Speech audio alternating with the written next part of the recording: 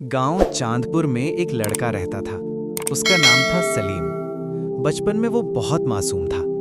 उसकी अम्मी उसे हर रात सोने से पहले नबी सल्लल्लाहु अलैहि वसल्लम की सीरत सुनाती, जन्नत और जहन्नम का जिक्र करती और समझाती कि बेटा, अल्लाह सब देखता है।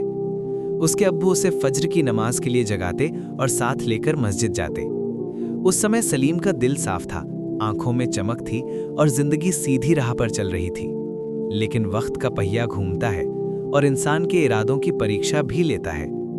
जब सलीम जवान हुआ तो रोजगार की तलाश में शहर चला गया। शहर की रोशनी, ऊंची इमारतें, नए दोस्त, मोबाइल की दुनिया, सोशल मीडिया की चमक, सब कुछ उसके लिए नया था। शुरुआत में उसने खुद से वादा किया था कि वो अपनी नमाज नहीं छोड़ेगा, हराम से बचेगा और अम्मी अब्बू का नाम रोशन करेगा। मगर धीरे धीरे संगत बदल गई। दोस्त कहते, अरे अभी तो जिंदगी पड़ी है, थोड़ा मजा भी कर लो। पहले उसने सिर्फ नमाज में लापरवाही की, फिर झूठ बोलना आसान लगने लगा, फिर हल्की फुल्की हराम कमाई को उसने मजबूरी का नाम दे दिया। उसका दिल धीरे धीरे सख्त होने लगा, लेकिन वो खुद को समझाता, मैं बुरा नहीं हूं, बस हालात ऐसे हैं। गांव में उसकी अम्मी हर रात तहज्जुद में उसके लिए रोती। वो दुआ करती, या अल्लाह मेरे बेटे को सीधी राह दिखा दे, उसके दिल को अपनी तरफ मोड़ दे। अम्मी का दिल अजीब होता है, उसे दूर बैठे बच्चे की हालत का एहसास हो जाता है। कई बार सलीम को रात में अचानक बेचैनी महसूस होती, जैसे कोई पुकार रहा हो। वो करवट बदलता और सो जाता, मगर दिल के अंदर एक खालीपन बढ़ता जाता। एक दिन शहर में बड़ा हादसा हुआ। सलीम जिस कंपनी में काम करता था, वहां पैसों का हिसाब किताब गड़बड़ था। कुछ लोग गलत काम में शामिल थे और सलीम भी जानबूझकर चुप था, क्योंकि उसे फायदा मिल रहा था। अचानक जांच शुरू हुई, पुलिस आई, कई लोग पकड़े गए। सलीम किसी तरह बच गया, मगर उसके सबसे करीबी दोस्त को गिरफ्तार कर लिया गया। उस रात सलीम सो नहीं पाया। उसे लगा कि अगर उसका नाम भी आ जाता तो, अगर वो जेल चला जाता तो। उसने पहली बार सोचा कि जो पैसा वो घर भेज रहा है उसमें बरकत क्यों नहीं है। अब्बू बीमार पड़ गए थे, अम्मी की तबीयत भी ठीक नहीं रहती थी और घर में सुकून गायब था। कुछ दिन बाद एक और घटना हुई जिसने उसकी रूह हिला दी। वो देर रात बाइक से लौट रहा था। बारिश हो रही थी, सड़क फिसलन भरी थी। अचानक बाइक फिसली और वो जोर से गिर पड़ा। कुछ पल के लिए उसे कुछ दिखाई नहीं दिया। लोगों ने अस्पताल पहुंचाया। डॉक्टर ने कहा, अल्लाह का शुक्र है, सिर में गहरी चोट नहीं आई, थोड़ी सी और जोर से लगता तो जान जा सकती थी। ये सुनकर उसके जिस्म में सिहरन दौड़ गई। वो अस्पताल के बिस्तर पर लेटा छत को देख रहा था और सोच रहा था कि अगर आज मौत आ जाती तो क्या मैं तैयार था, क्या मेरे गुनाह माफ हुए होते। वो छुट्टी लेकर गांव लौट आया। कई महीनों बाद उसने मस्जिद का दरवाजा देखा। फजर का वक्त था, अजान की आवाज गूंज रही थी। वो अंदर गया तो दिल कांप रहा था। उसे लगा लोग उसे देख रहे हैं, शायद सोच रहे हों कि ये वही सलीम है जो नमाज छोड़ चुका था। मगर जब उसने सजदे में सिर रखा तो उसकी आंखों से आंसू रुक नहीं पाए। वो फूट फूट कर रो पड़ा, या अल्लाह, मैंने अपने आप पर जुल्म किया है, तू रहम करने वाला है, अगर तू माफ ना करे तो मैं बर्बाद हो जाऊंगा। उस दिन से उसकी जिंदगी बदलने लगी, मगर बदलाव आसान नहीं था।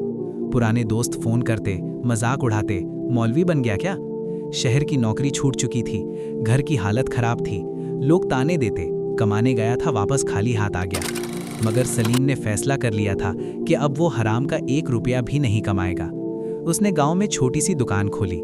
शुरू में कोई ग्राहक नहीं आता। कई दिन ऐसे गुजरते जब कमाई बहुत कम होती, मगर वो हर नमाज समय पर पढ़ता, कुरान की तिलावत करता और अम्मी के कदम दबाता। धीरे धीरे उसकी दुकान पर बरकत आने लगी। लोग कहते, सलीम ईमानदार है। उसका व्यवहार बदल चुका था। वो मुस्कुराकर बात करता, गरीब को उधार दे देता, कभी झूठ नहीं बोलता।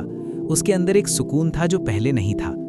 एक दिन एक बूढ़ा आदमी दुकान पर आया और बोला, बेटा, तेरे अंदर नूर दिखता है। सलीम की आंखें भर आईं। उसे याद आया वो दिन जब वो गुनाहों में डूबा हुआ था और खुद को बहुत होशियार समझता था। मगर असली इम्तिहान अभी बाकी था। शहर से उसका पुराना दोस्त आया। उसने कहा, एक बड़ा मौका है, बस एक कागज पर साइन करना है, बहुत पैसा मिलेगा। सलीम समझ गया कि ये फिर वही गलत रास्ता है। एक पल के लिए उसके दिल में ख्याल आया, घर की हालत सुधर जाएगी, आराम की जिंदगी मिलेगी। मगर अगले ही पल उसे अस्पताल का बिस्तर याद आया, अम्मी के आंसू याद आए, मस्जिद का सन्नाटा याद आया।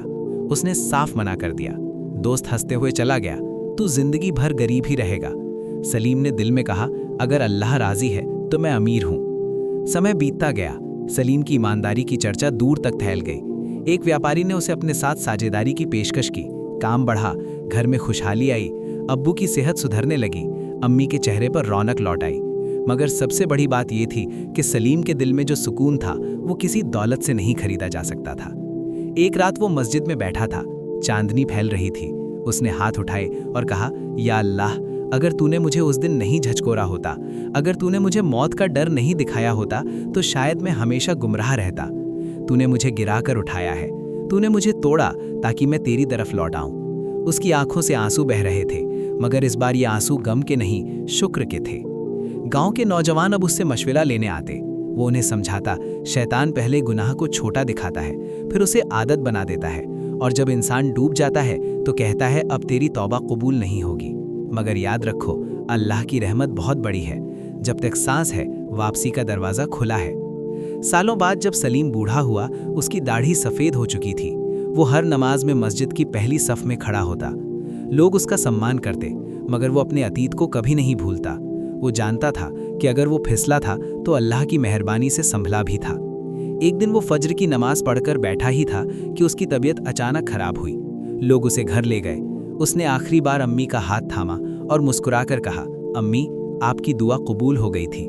उसके होठों पर कलिमा था और आंखों में सुकून। गांव वाले कहते थे कि सलीम की जिंदगी हमें ये सिखा गई कि गुनाह से बड़ा तौबा है और मायूसी से बड़ी उम्मीद। उसकी कहानी सुनकर कई नौजवानों ने अपनी